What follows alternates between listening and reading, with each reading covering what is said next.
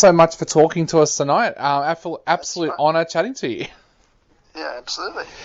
So, mate, how do you feel about Blackwater coming out, being re-released for a whole new generation of people to sit down and fall in love with?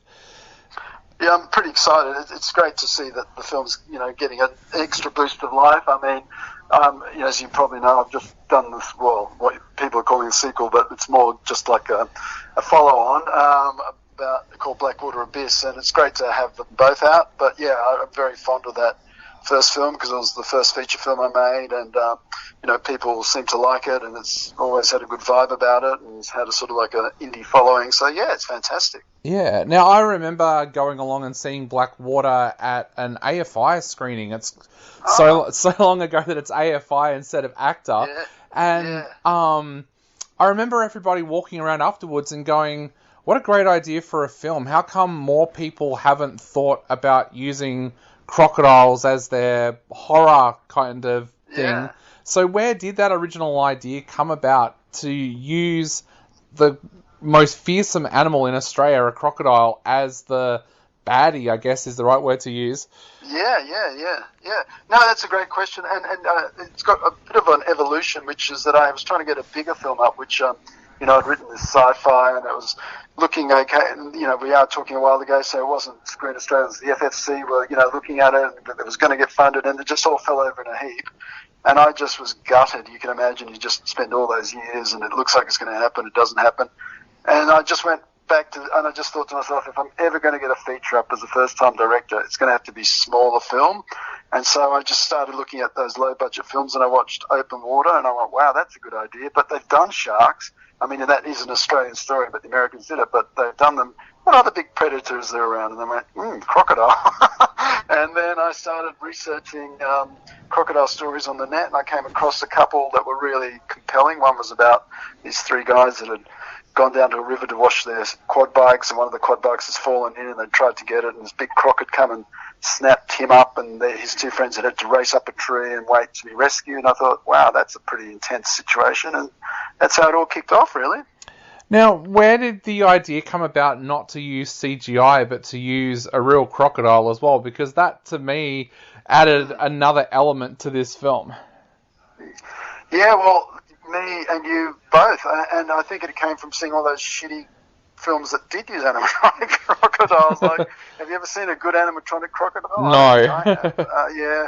So, it was a lot of pressure to go the traditional way, but David Nerlich and I decided that we wouldn't, and David's specialty on that film was the effects, and we went and got some croc shots, stock shots, and then we went out to a location and we tried some comps, and we went, yeah, that can work, and so that's the way we decided to go. So how did you actually get those croc shots? Like, they're not the easiest animal to try and film. I've even tried to take photos up at Australia Zoo, and they're really difficult. So how did you actually go about getting those shots? Well, we had to feed Michael Robertson, the producer, to the crocodiles. That was the only way they'd perform.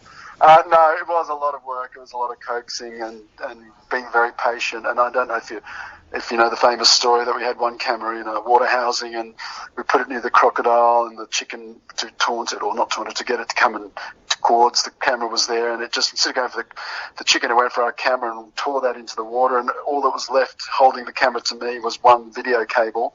And luckily this crocodile finally relaxed, and I snatched it from its jaws, and that shot ended up in the film. So yeah, they're not easy to work with. No, filming in the great outdoors in Australia is always tough. How much equipment did you actually lose while you were filming this? Well, we almost lost that camera, but yeah, no, it was really tough because we were up in Darwin shooting some of this footage, and it just, at the end of the day, no matter, even though you drunk litres and litres of water, you still have a heat headache and just be dazed by the heat up there, and they live in sort of swampy conditions and all that, so it wasn't pleasant. No, and even the humidity causes problems with equipment. I know it killed one of my digital cameras when we were up there. So how do you kind of go against that? Like, I know you can't defeat the humidity, but how do you go about preventing more equipment failure? Yeah, it's a good question. I guess we were just, well, apart from that thing with the crocodile almost ate our camera, we're pretty lucky that none of the other equipment failed. I guess if you wanted to really safeguard against that, you'd have to take a backup camera or something up there. Yeah. Yeah. So I guess a lot of the filmmakers that are listening to this show might be interested in this, but that big step for you, this was your first feature. Yeah. What was that step like going into doing your first feature? Were you nervous? Were you excited? And what was it like walking onto the set for the first day? Yeah, look, I had to constantly remind myself, because there's a lot going on, and I don't know about other directors, but I'm constantly sort of feeling hammered by all the decisions you got to make on the day. But there was a constant feeling I had that was just like, wow, I'm finally getting to make my feature, because it didn't come easy, and it took a long time. And that's a really lovely feeling to be thinking, oh, finally I'm getting to make this thing that was a dream for so long. So that was definitely the gold side to it all, even in the mud and all the hardship and the lack of money or whatever, it was just like, wow, at least I'm getting to finally make my feature, which was, that was an amazing feeling. Yeah.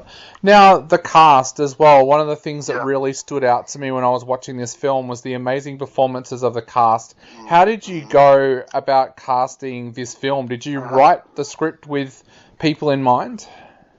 No, I didn't, and it was just an open casting session where we just got people to come in and do the lines for us. It's so funny because nowadays you never do that. They all do just self-tapes and bung it in, and but back there we had a room and they'd come in and we'd chat for a bit, and they'd do the lines and we'd video them and go away and look at it. And I just felt really lucky in the end that we picked 3 fantastic actors. Yeah.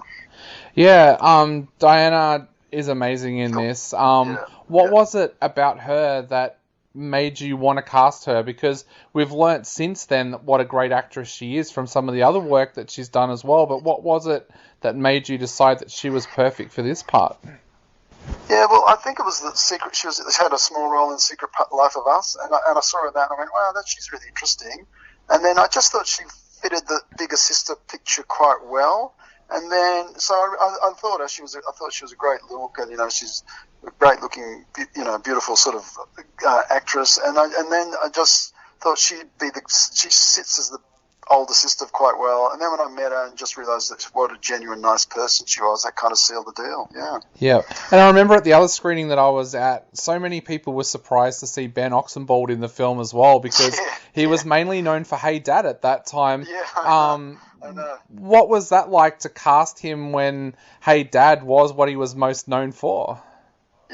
That's a good question. I know his brother very well, and I knew Ben through his brother, and so it was just like when I was thinking of Aussie types, I just thought, Ben, I didn't realise how well known he was in Hey Dad. It was sort of like I overlooked that part. So when I was casting him, it wasn't because I didn't think that would be funny or anything. It was just because I thought, he's a really good, strong Aussie guy, and so it was only later I realised that he was that well known for that role. Yeah. Now, the actors had to go through a lot of tough stuff as well, climbing up trees, things like that. How difficult was that on the cast? And do you have to be aware as a director when things are starting to get a little bit too uncomfortable for the actors?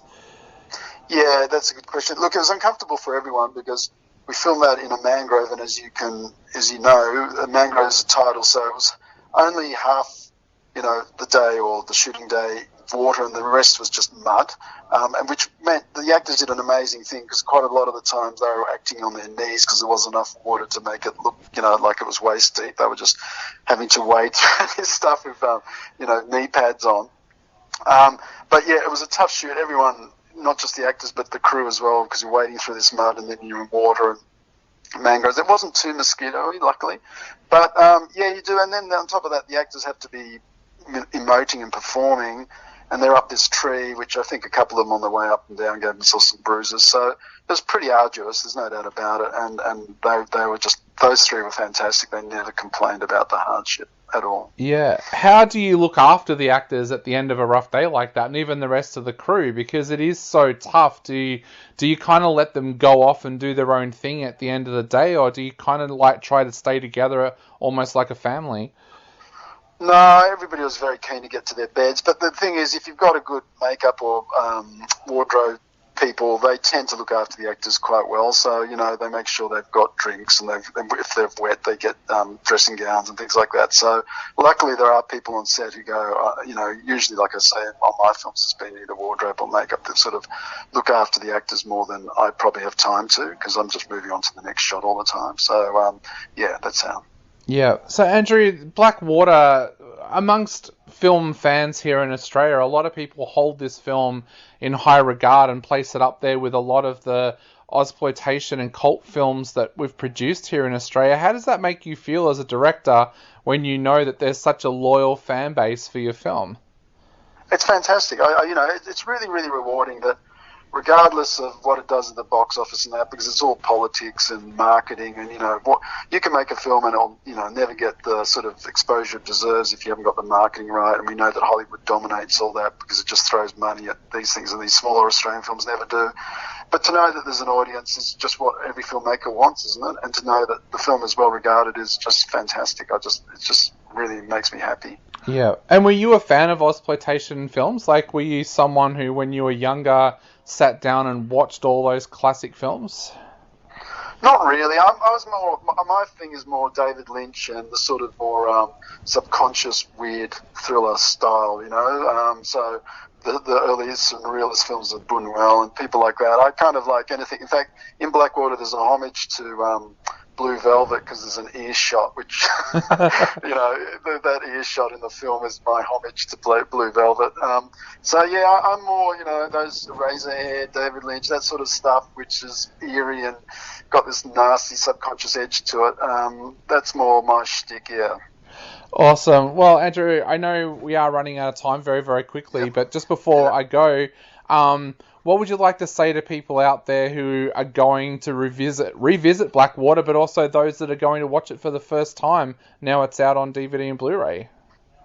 Yeah, well, I just, you know, I really hope they enjoy it and they can see that, you know, it was made with the intention to be real, as opposed to all those other croc films that just, you know, you see the animatronics and it's just a bloodfest, or, you know, less. This film really was trying to go against that and be as real as possible and try and make it make you feel like you're in that situation, and you know, ask the question, what would I do if I was stuck up a tree with a huge croc at the bottom of it? Definitely. Well, mate, thank you so much for chatting to us tonight. It's been an absolute pleasure, and we wish you all the best of luck with your next project, because we've loved every film that you've made so far.